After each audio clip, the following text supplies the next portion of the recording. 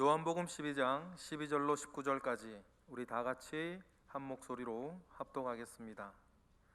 그 이튿날에는 명절에 온 큰 무리가 예수께서 예루살렘으로 오신다는 것을 듣고 종려나무 가지를 가지고 맞으러 나가 외치되 호산나 찬송하리로다 주의 이름으로 오시느니 곧 이스라엘의 왕이시여 하더라. 예수는 한 어린 나귀를 보고 타시니 이는 기록된 바 시온 딸아 두려워하지 말라 보라 너의 왕이 나귀 새끼를 타고 오신다 함과 같더라. 제자들은 처음에 이 일을 깨닫지 못하였다가 예수께서 영광을 얻으신 후에야 이것이 예수께 대하여 기록된 것임과 사람들이 예수께 이같이 한 것임이 생각났더라. 나사로를 무덤에서 불러내어 죽은 자 가운데서 살리실 때에 함께 있던 무리가 증언한지라. 이에 무리가 예수를 맞음은 이 표적을 행하심을 들었음이로라. 바리새인들이 서로 말하되 볼지어다 너희 하는 일이 쓸데없다 보라 온 세상이 그를 따르는도다 하니라. 아멘.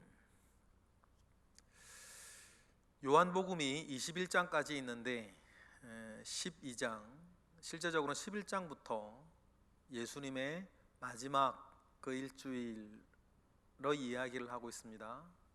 그러니까 그 책의 절반이 예수님의 마지막 일주일을 이야기하고 있으니 요한복음을 맨 처음에 기록할 때 요한의 관심사가 뭔 줄 아시겠죠?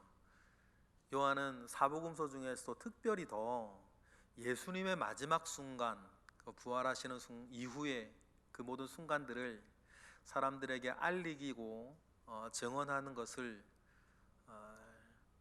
관심을 가지고 요한복음을 썼습니다. 그만큼 요한복음의 기록 목적처럼 사람들로 예수를 알게 하고 믿게 하고 믿는 사람들은 더 잘 믿게 하려고 하는 그 요한의 의도가 예수님의 죽으심과 부활하심을 더 자세하게 알리고 증언하는 것으로 이루겠다고 하는 요한의 의도가 그렇게 나와 있죠. 그리고 오늘 비로소 우리는 12장 12절부터 예루살렘에 입성하시는 예수님의 모습을 우리가 봅니다. 12절에는 그 시작을 이렇게 말하고 있습니다. 우리 12절 우리 읽어보겠습니다. 그 이튿날에는 명절에 온 큰 무리가 예수께서 예루살렘으로 오신다는 것을 들었다 되어 있습니다.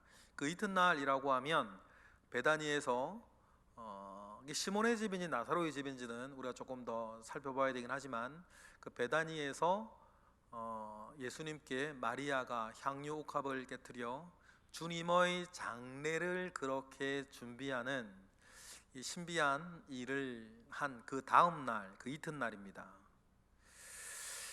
명절에 6월절이죠. 명절에 예루살렘에 온 큰 무리가 있었다 그럽니다. 큰 무리라 그랬습니다. 얼마나 많은 무리일까? 예수님의 시대에 불과 20년 정도밖에 지나지 않았을 때에 로마를 다스리던 황제가 네로였죠. 네로가 참 강력하다고 하는, 또 가끔 반란도 그래서 잘 일어나는 예루살렘의 힘이 어느 정도가 될까, 네로 황제가 궁금했던 것 같아요. 그래서 신하들에게 명령을 내립니다.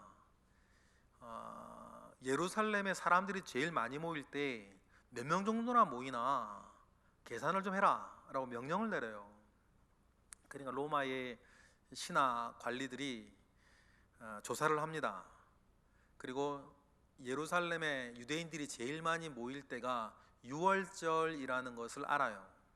그런 6월절에 사람들이 얼마나 많이 오는지 헤아릴 수가 없으니까 어떻게 계산을 했냐면 6월절 날 사람들이 제일 많이 모인다는 건 알겠는데 6월절 날 그때 드려졌던 양마리를 관리들이 해요. 6월절 일주일 절기가 되면 아침 9시부터 밤 11시까지 계속해서 유월절 양을 잡는 일을 성전에서 하는데, 그때 규정이 있었거든요. 유월절 양은 흠이 없고 티가 없는 성인 남자 10명 이상이 먹어야 된다. 그래서 여러분, 유월절 양은 혼자 못 먹게 돼 있어요. 그 예루살렘의 법규가 그랬죠. 유월절 양은 혼자 못 먹게 돼 있고, 성인 남자 10명 이상, 그리고 20명까지 먹었다는 얘기가 기록이 있어요. 그러니까 예수님께서도 마지막 최후의 만찬 때에 예수님을 포함해서 13명이 유월절 어린 양을 잡아 식사를 한 거죠. 그때의 관례에 맞는 일이었어요. 그러면 유월절 때 아침 9시부터 11시까지 계속해서 양을 잡아야 되는데, 한 사람이 잡은 게 아니죠. 지금으로 따지면 공장처럼 일렬로 양 잡는 제사장들이 줄을 쫙 서 있고, 양 잡은 사람들이 기계처럼 공장처럼 이렇게 쭉 와요. 그러면 뭐 몇 열인지는 알 수 없어요. 막 수백 명이 300명 뭐 이렇게 얘기를 하더라고요. 제사장 300명이 이제 막 계속해서 양을 순서대로 잡는 거죠. 그래서 유월절 일주일 동안에 예루살렘에서 잡은 양이 25만 6천 마리 정도가 돼요. 요세푸스 전쟁사에 보면 정확하게 25만 5,600마리예요. 그러면 여러분, 25만 5,600마리의 양이면 그 한 마리당 10명씩만 계산을 해도 250만 명이 넘죠. 270만 명 정도가 돼요. 그리고 우리가 이제 네로 황제가 내렸던 명령을 이렇게 우리가 이제 뭐 다행이죠. 우리 입장에서는 그 지시를 통해서 우리가 알 수 있는 것이, 6월절 날 예루살렘에 모인 그 사람들의 숫자가 한 270만 명 가량이나 된다는 사실들을 우리는 이제 알게 됐어요. 그러니 여러분, 이때 예루살렘, 우리가 그때의 광경을 상상할 수 있어요. 요즘 가끔 이제 우리가 해외 토픽에 보면 이슬람 교도들이 뭐 이렇게 메카 순례를 할 때 자기네들끼리 뭐 밟혀 넘어져 압사당해서 몇백 명이 죽었다 말았다, 이런 해외 토픽을 우리가 볼 수 있는데, 예루살렘의 분위기나 상황이 막 그 정도 됐던 것 같아요. 270만 명, 250만 명이 70만 명이나 되는 사람들이 그 예루살렘으로 몰려들었던 큰 무리예요. 그러니 여러분, 이렇게 큰 무리가 몰려들었을 때엔 언제나 일도 생기기도 하고, 전체 이스라엘의 향방이 사실은 그때 정해지기도 합니다. 그런데 그렇게 수많은 무리가 소식을 들어요. 우리가 읽은 이 12절의 말씀에 어떤 소식을 듣습니까? 예수께서 예루살렘에 오신다는 소식을 들어요. 그렇죠? 그리고 이 오신다는 이 소식을 듣자, 이미 뭐 이 유대인들 가운데에서는 그 이전에도 물론 그랬는데, 죽은 나사로를 살리셨다라고 하는 이 이야기 때문에 예수님은 그 200만 명이 넘는 사람들의 시선을 한 몸에 받는 분이 되셨어요. 그런데 그 예수님이 예루살렘으로 오신다는 얘기를 듣자 이 많은 사람들이 어떻게 합니까? 그냥 예루살렘에서 기다린 게 아니고 맞으러 나가요. 심지어 베다니까지 맞으러 나간 것 같아요. 13절에 보면 그렇게 나와 있죠. 읽어보겠습니다. 시작. 종려나무 가지를 가지고 맞으러 나가 외치되 호산나 찬송하리로다 주의 이름으로 오시느니 곧 이스라엘의 왕이여 하시더라. 200만 명이면 여러분, 이건 뭐 어떻게 누가 감당할 수 없는 숫자죠. 물론 200만 명 전부 다 뭐 줄에 나와 섰을런지 그건 잘 모르겠어요. 그런데 그 사람들이 예수를 맞으러 종려나무 가지를 들고 베다니까지 쫙 사람들이 도열해서 그를 맞이하는 거겠죠. 그리고 호산나 호산나 찬양을 합니다. 종려나무 가지는 사실 예배 때 쓰이는 도구예요. 예전에 초막절과 관련돼서 예수님의 에피소드를 우리가 묵상하고 제가 말씀 전할 때에 종려나무 가지가 초막절에 쓰였던 예배 도구였다는 것을 말씀을 드렸어요. 종려나무 가지를 그때 썼죠. 초막절이 되면 실로암 연못가에서 큰 황금 항아리에 물을 담아서 매일 초막새 일주일마다 제단에 갖다 붓는 예식을 했죠. 마지막 날에 그 7번 하지 않습니까? 그 광경 앞에서 주님이 말씀하셨죠. 나를 믿는 자는 성경의 이름과 같이 그 배에서 생수의 강이 흘러날 것이다. 주님 초막절에 그렇게 말씀하시는 것은 제단에 물을 붓고 제단으로부터 물이 막 흘러나오는 광경을 보면서 주님이 그 말씀을 하신 거죠. 더 이해하기 쉽고 더 잘 믿게 하려고. 그때 황금 항아리가 제단을 이렇게 물을 담은 실로암 연못가에서 물을 담은 황금 항아리가 제단을 돌 때에 그때 사람들이 모여있던 성전에 모여있던 사람들과 제사장들이 흔들었던 게 종려나무 가지였어요. 그러니까 종려나무 가지는 예배 도구였고, 그 종려나무를 흔들었다고 예수님을 흔들었다는 것은 어떤 의미에서는 유대인들이 그렇게 생각하진 않았을 것 같지만 그를 경배하고 예배한다는 의미도 있고, 또 종려나무 가지는 왕권, 승리하는 왕을 상징하기도 해요. 그러니 그들의 소원이 들어있는 거죠. 종려나무 가지를 들고 이 수십만 200만 가까운 사람들이 예수님께 환호를 외치면서 종려나무 가지를 흔드는 것은 그가 승리하여서 우리의 왕이 되시고 그가 왕이 되어서 우리 모든 것들을 회복시켜 줄 것을 경배하고 찬양하는 그 의미가 막 담겨 있는 것입니다. 그리고는 그들은 호산나 호산나 외쳐요. 이 호산나 하면 주의 이름으로 오시느니 이렇게 우리가 알고 있는데, 원래 호산하고 나는 감탄사고 호산이란 뜻이 뭐냐면 나를 구원하소서라는 뜻이에요. 나를 구원시키라 라고 하는 뜻이죠. 나를 구원시키라가 나라고 하는 감탄사가 붙어가지고 우리를 구원하소서, 나를 구원하소서 라고 하는 관용법이 돼요. 그럴 때 이렇게 주님이 이렇게 갑니다. 그러면서 주님이 그 모든 일에 대해서 하나의 메시지를 던지죠.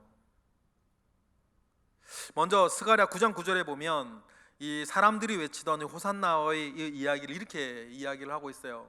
스가랴 9장 보시겠습니다. 시작. 시온호에 따라 크게 기뻐할지어다. 예루살렘에 따라 즐거이 부를지어다. 보라, 내 왕이 내게 임하시나니 그는 공의로우시며 구원을 베푸시며 겸손하여서 나귀를 타시나니 나귀의 작은 것 곧 나귀 새끼니라.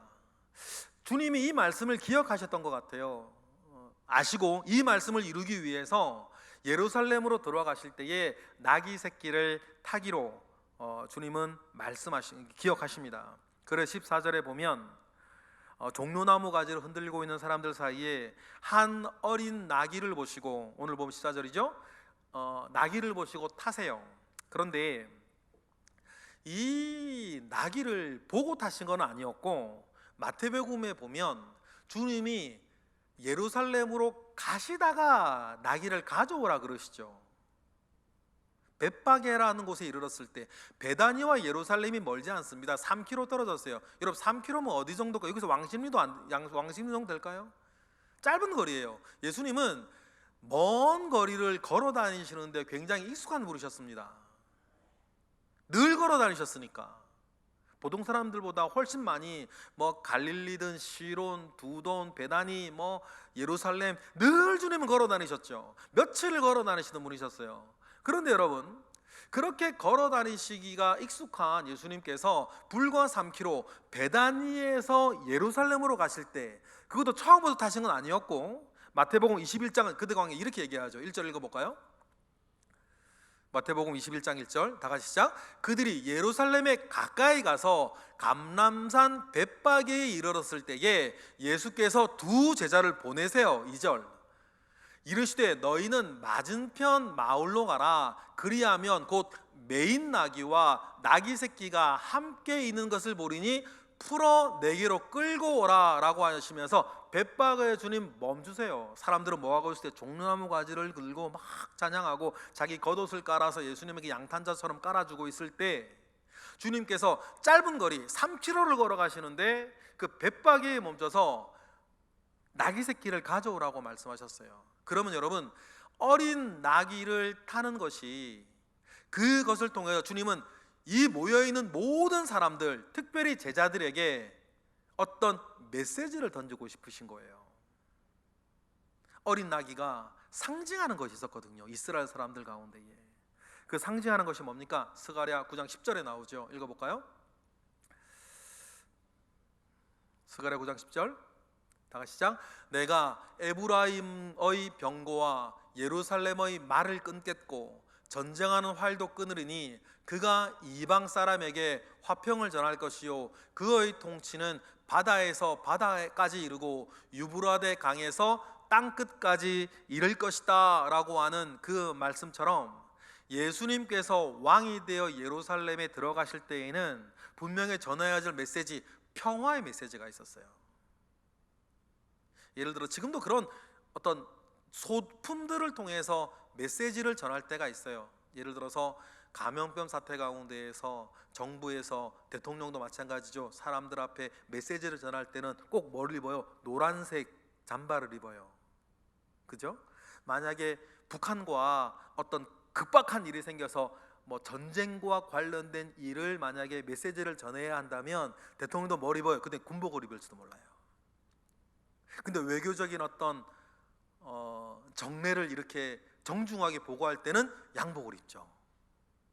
그런 것들이 다 옷차림 하나에도 던져주는 메시지를 있는 거거든요. 그런 것처럼 예수님께서도 어린 나귀를 타고 가시는 것은 그 나귀를 통해서 던지는 메시지가 있는 거예요. 나는 무엇이다? 평화의 왕으로 나아가는 것이다. 그리고 오늘 본문에서 15절에 그 말씀을 그래서 이루는 거죠. 15절 읽어보겠습니다. 시작. 이는 기록된 바 시온호에 따라 두려워하지 말라. 보라, 너의 왕이 나귀 새끼를 타고 오신다 함과 같더라. 그래서 이 나귀 새끼가 던져주는 메시지는 이런 평화의 왕으로 가는 것이니, 이 메시지들을 그 모든 사람들 앞에 예수님은 던지시는데 사람들이 이 메시지를 받지를 못해요. 일단 그들의 관심사는 이제 걸출한 영웅이 났으니 이제 이 사람을 중심으로 해서 이 암울한 시대를 바꿔보고 싶다. 거기에 완전히 선입견으로 꽉 사로잡혀 있던 사람들이었기 때문에 그 안에서 예수님께서 나귀를 탄다 하더라도 그 사람들은 그것이 무엇인지 보고 싶지 않았을런지 모르고 보지도 못했겠죠. 심지어는 제자들도 이 일이 무엇이었는지 나중에 깨달았다고 본문 16절에 나와요. 16절 우리 읽어보실까요? 나같이 시작. 제자들은 처음에 이 일을 깨닫지 못하였다가 예수께서 영광을 얻으신 후에야 이것이 예수께 대하여 기록된 것임과 사람들이 예수께 이같이 한 것임을 생각이 났더라. 심지어는 예수님의 옆에 있던 제자들도 예수님께서 왜 나귀를 타고 가셨는지 그때는 몰랐다는 거예요. 분위기에 취해 있었겠죠. 그 수많은 사람들이 와서 종려나무 가지를 흔들고 겉옷을 깔고 예수님께 호산나 주의 이름으로 오시는 이여 우리 왕이 되어 우리를 구원하소서라는 그 얘기죠. 그 이야기를 막 환호를 하고 있으니 제자들이 얼마나 그 분위기에 취했겠어요. 여러분, 나사로의 소식을 듣고 예수님께서 베다니에 맨 처음에 가려고 했을 때 여러분 도마가 뭐라 그랬는지 기억나세요? 우리도 주와 함께 죽으러 가자. 그때 제자들은 예수님께서 예루살렘으로 가는 것을 매우 두려워했어요. 왜냐하면 직전까지만 하더라도 수선절에도 그랬고 초막절에도 그랬고 예루살렘의 사람들이 예수님을 돌로 쳐 죽이려고 했거든요. 이런 분위기가 안 좋을 때 예수님께서 예루살렘에 만약에 가시면 이건 죽으러 가는 거다라고 하는 것을 제자들은 알고 있을 만한 분위기였으니 예루살렘으로 가는 것을 말렸죠. 그런데 그런 두려움을 안고 갔던 제자들이 죽은 나사로를 살린 그 사건으로 말미암아 예수님 주변에 있던 분위기가 완전히 바뀌었고 막 수십만, 백만이 넘는 사람들이 모여서 예수님에게 호산나 찬양하는 그 분위기에 제자들이 압도된 거죠. 얼마나 좋았겠어요. 이제 뭔가 일어나나 보다. 이제 일이 일어나나 보다. 지난 3년 동안 우리가 예수를 쫓아다니는 것이 이제 헛되지 않았구나라고, 심지어는 밤마다 자기들이 누가 더 높은 자리에 오를 거냐 싸울 정도로 분위기는 완전히 바뀌어져 버린 것이잖아요. 그때 예수님이 나귀 새끼를 탄 것이 제자들 눈에 보였겠어요? 이게 뭘 말하는지, 예수님이 의도하는 바가 뭔지, 예수님이 던지는 메시지가 뭔지 여러분 어떻게 알았겠어요? 주님과 함께 있어도 주님을 도무지 알지 못하는 여러분, 우리가 이런 것들을 보면서 혹시 우리도 그럴 수 있어요. 내 상황이나 내 처지에 완전히 환몰되어서 내 생각과 내 마음에 완전히 갇혀서 지금 우리 주변에서 하나님이 무엇을 하고 계시는지, 하나님 지금 어떻게 일하시고 계시는지, 하나님께서 나와 우리에게 무엇을 지금 기대하시는지 우리가 알지 못한 채 교회 다니고 느끼지 못한 채 예배하며, 어떻게 보면 하나님과는 상관없이 하나님을 경배하고 즐기고 있을 수도 있어요. 누구처럼? 지금 나귀 새끼를 타고 예루살렘으로 가시는 주님 옆에 있던 제자들처럼. 그런데 여러분, 이럴 때에 정말 우리를 가르치고 우리를 깨닫게 하고 우리를 인도하시는 분이 계십니다. 누구십니까? 성령이세요. 우리가 좀 전에 읽었던 16절 말씀에도 예수님이 영광 받으신 후에, 다른 말로 말하면 예수님께서 죽으시고 부활하신 뒤에죠. 그때 이 일이 무엇이었는지 깨닫지 못하다가 16절 맨 마지막에 보면 그 일이 무엇인지 생각이 났다 그랬어요. 나중에 지나고 나서 누구가 제자들에게 생각나게 하셨어요. 여러분, 이게 뭐냐면 성령께서 우리에게 하시는 일이에요.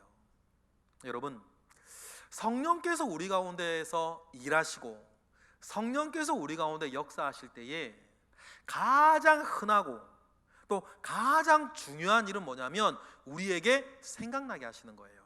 하나님이 생각나게 하고, 나를 향한 하나님의 뜻이 생각나게 하고, 하나님의 뜻이 무엇인지 깨달아 생각나게 하는 것은 성령께서 우리에게 하시는 가장 중요한 일이에요.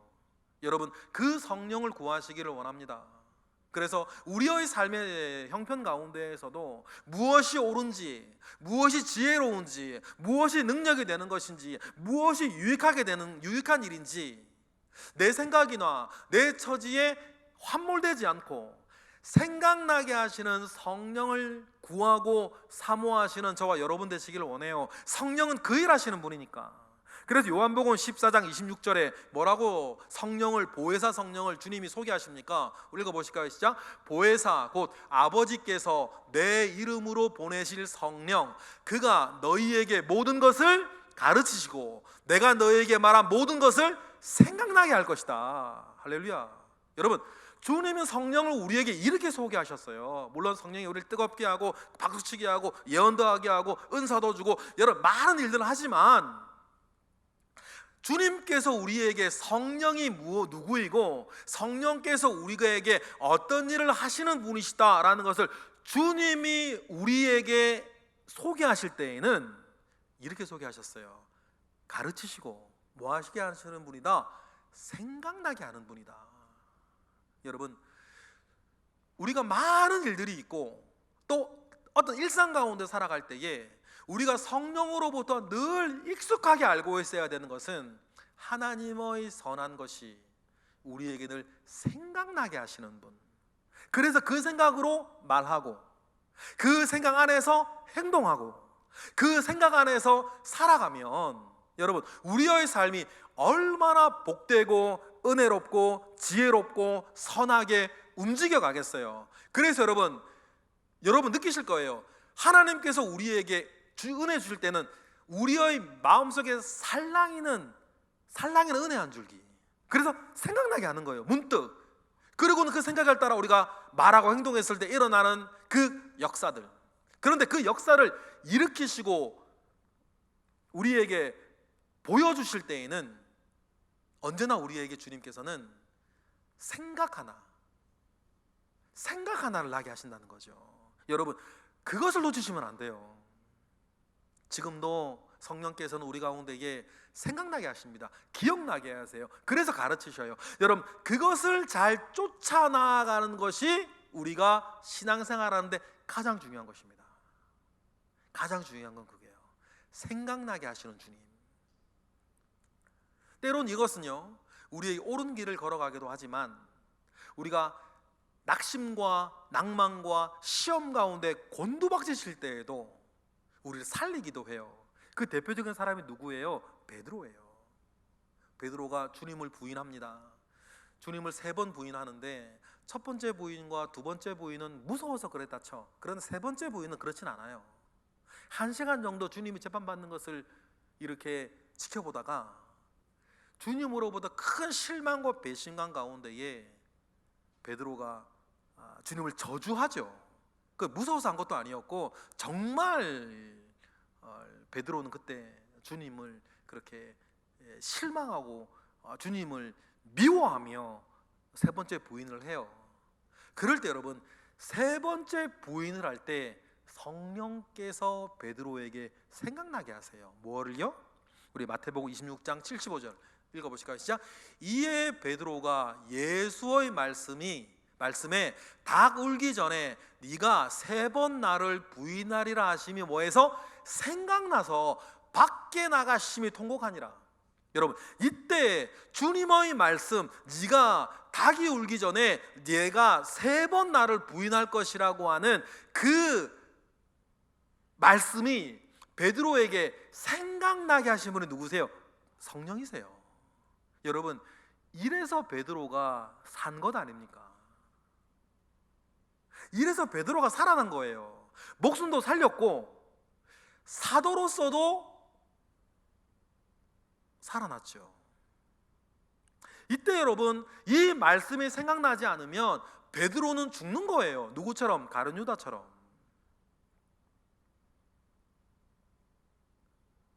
가룟 유다처럼 죽을 수밖에 없는 베드로였는데 성령께서 베드로를 살리고 베드로를 다시 세워서 하나님께서 기대하시는 그 삶을 살도록 다시 새 출발, 다시 시작하게 하기 위해서 이 성령께서는 그 순간에 베드로에게 주님의 말씀이 생각나게 하시는 거예요. 여러분, 지금도 성령은 우리 가운데 이렇게 일하세요. 생각나게 하신다는 거죠. 내가 받았던 은혜, 주님의 말씀들, 주님께서 나에게 무엇을 원하시고 내가 어떻게 살기를 원하시는지 성령은 지금도 우리에게 생각나게 하십니다. 중요한 건 뭐예요? 그 성령을 무시하지 않고 그 성령을 회방하지 않고 우리가 늘 생각나게 하시는 성령과 더불어서 그 길을 걸어가는 것이 중요합니다.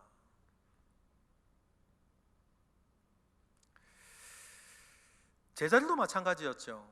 이 나귀 새끼를 타고 가는 예수님의 모습을 보고 이상하다 느꼈을런지는 모르겠어요. 근데 그게 무엇인지 몰랐죠. 그러나 나중에 주님은, 성령께서는 제자들에게 그 일을 생각나게 하셔서 평화의 왕으로 오셨던 주님, 200만 명이 넘는 사람들이, 여자는 빼고 아니겠어요? 또 당신은 여자는 안 셌으니까 지금도 뭐 예수님 시대 때 보면 지금 이곳에선 예배를 5명에서 드리고 있는 거 아니에요? 그죠? 예수님 시대 때로 보면 5명 예배 드리는 거예요. 그러니까 여자들을 다 빼고라도. 근데 여러분, 200만 명이나 되는 사람이 주님이 평화의 왕이 아니라 힘의 왕으로 백마를 타고 만약에 들어가셔서 다 나를 따르라고 하면 여러분, 한꺼번에 200만의 군사가 생기는 거예요. 그러면 여러분, 판단은 달라지는 것 아닙니까? 정치적이고 군사적인 판단은 달라지는 거예요. 게다가 주님은 보리떡 5개와 물고기 2마리만 있으면 군량비 걱정 안 해도 돼. 그죠? 물이 있으면 걸어가면 되고 뭐가 문제요? 그런데요, 주님은 말을 타지 않으시고 나귀를 타셨다. 낙이 새끼를 타셨다.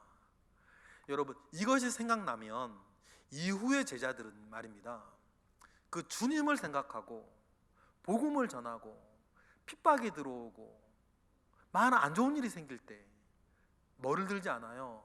그들은 칼을 들지 않아요. 주님은 나귀 새끼를 타고 예루살렘에 가신 분이었으니까. 그래서 잡아가면 잡혀가고 죽이면 죽이면서 죽음을 당하면서 복음을 계속해서 평화의 도구로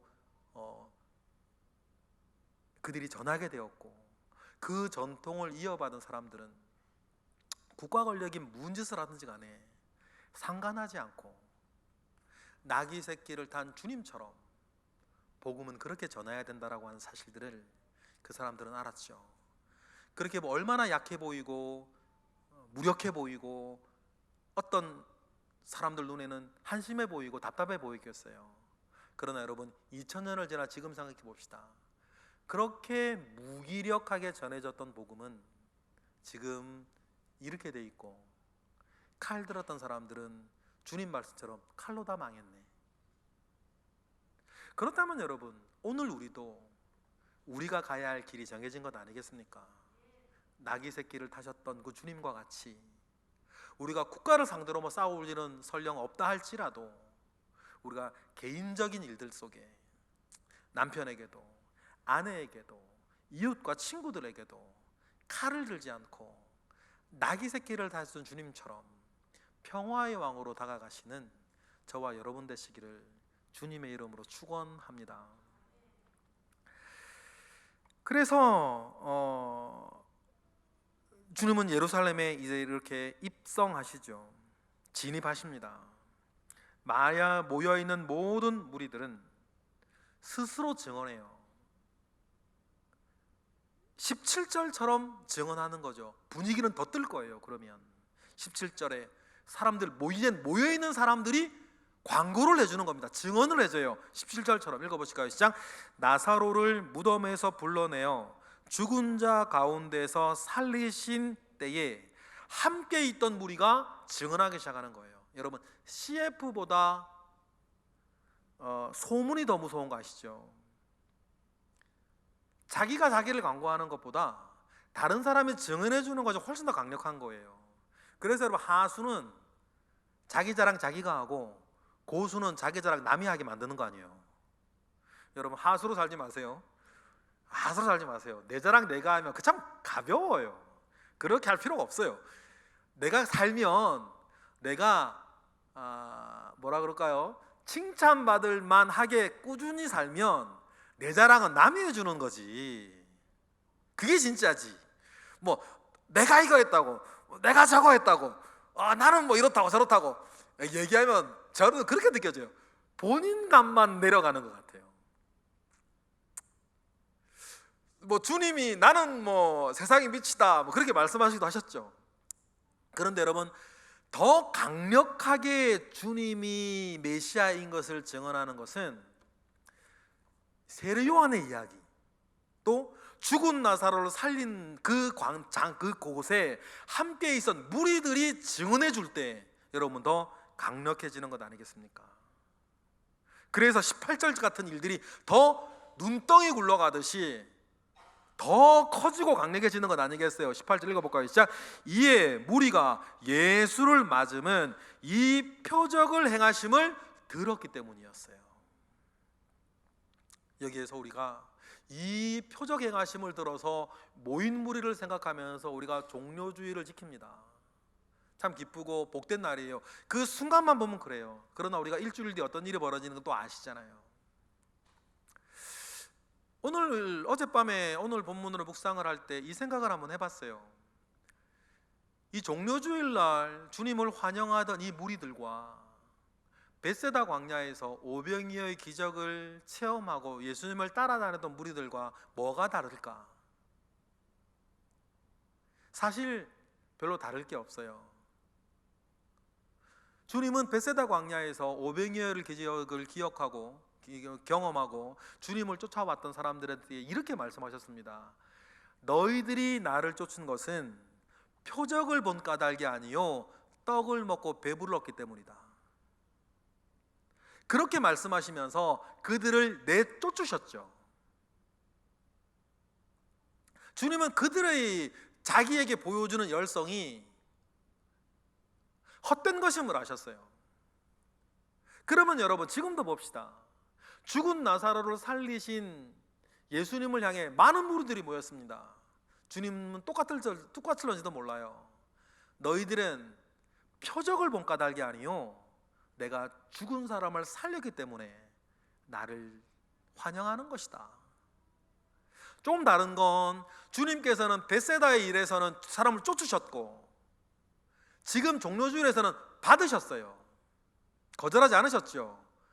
왜 이때는 받으셨을까? 이젠 죽어야 하니까.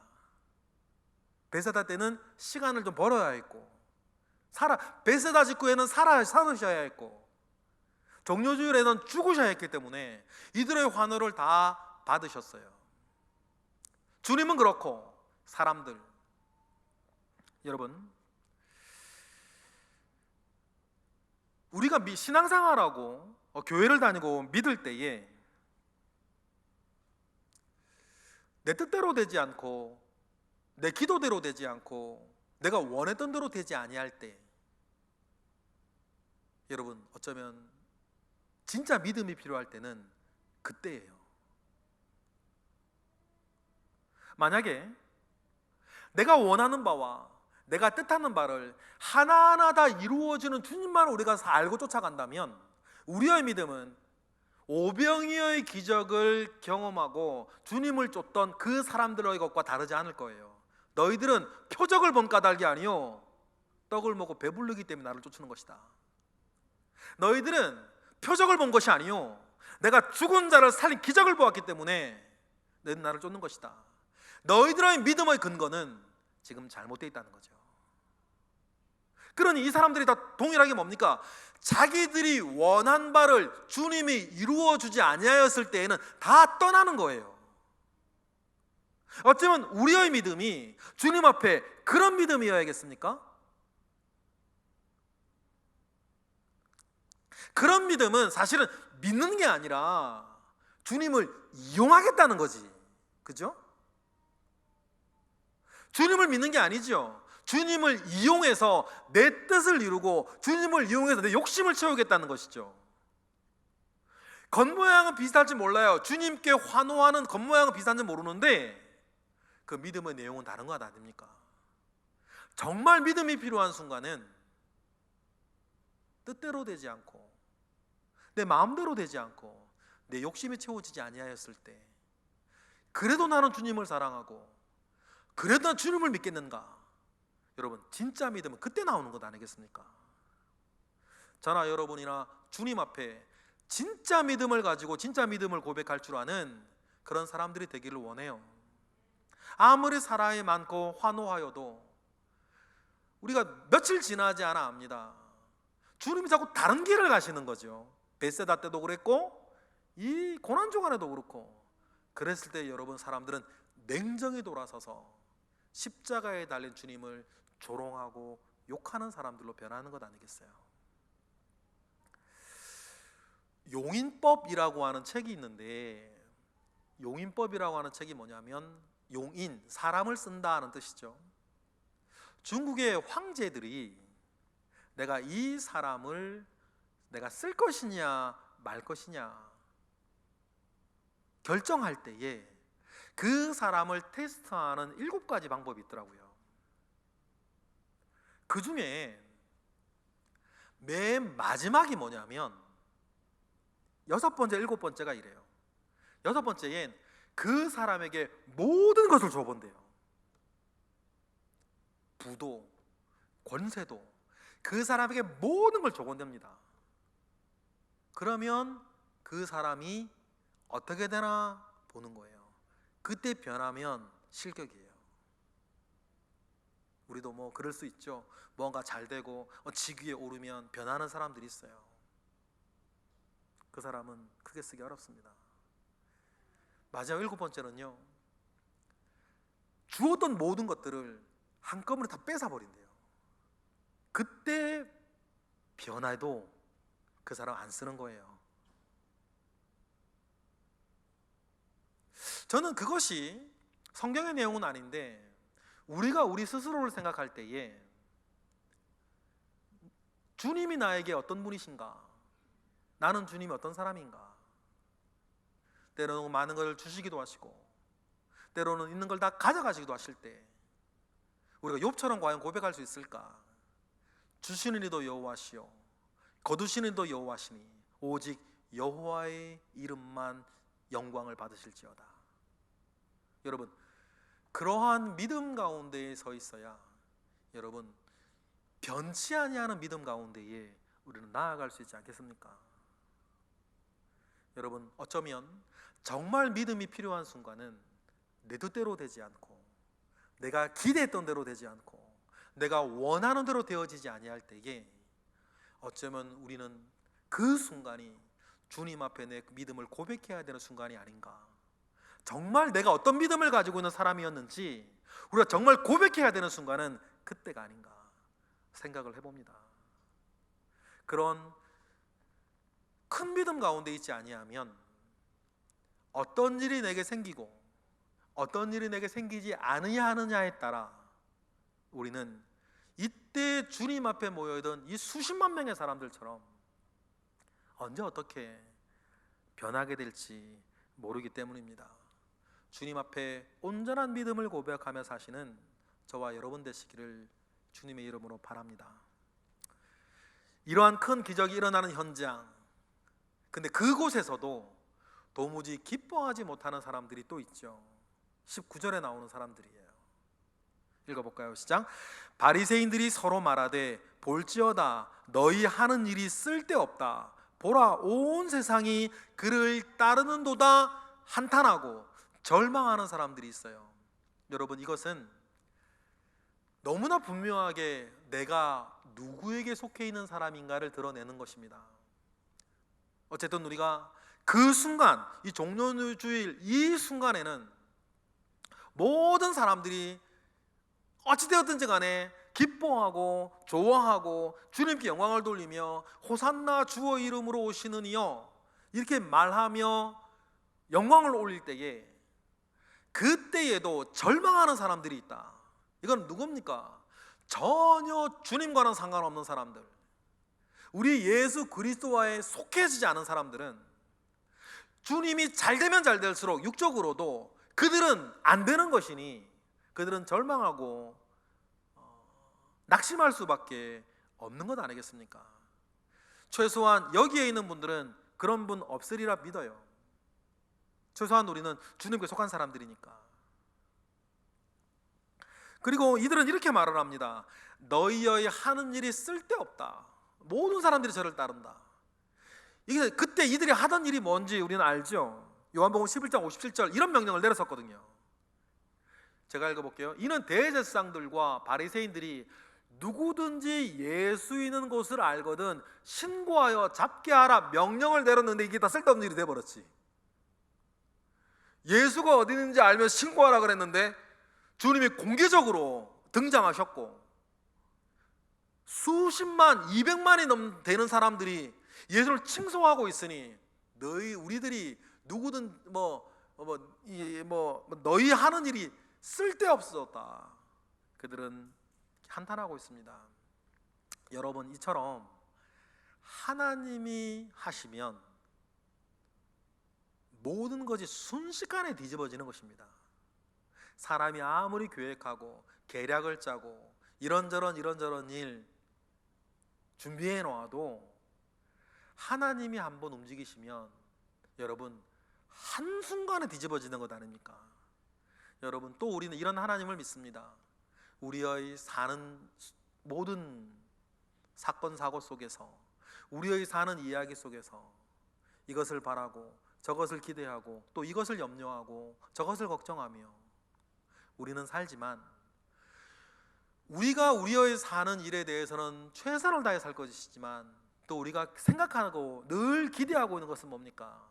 하나님이 움직이시면 사람의 상상을 뛰어넘는 일 속에 일은 한꺼번에 뒤집어진다.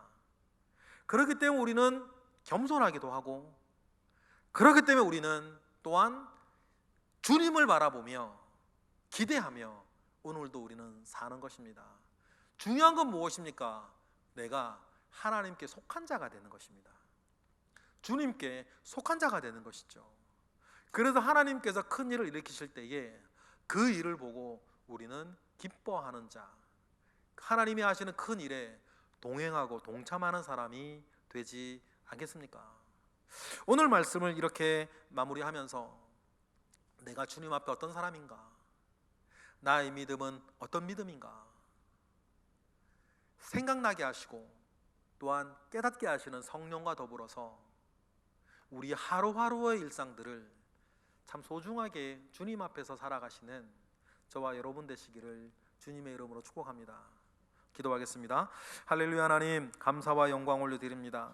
성령께서 지금도 우리와 함께 하셔서 생각나게 하시고 깨닫게 하시고 우리의 믿음을 더욱더 순전하게 하시며 주님께 속한 자로서 주님을 기대하며 살게 하시는 은혜를 주셨습니다. 그 은혜가 우리의 마음에서부터 우리의 삶에 온전히 열매 맺게 하시옵소서. 예수 그리스도 이름으로 감사하며 기도드렸나이다. 아멘.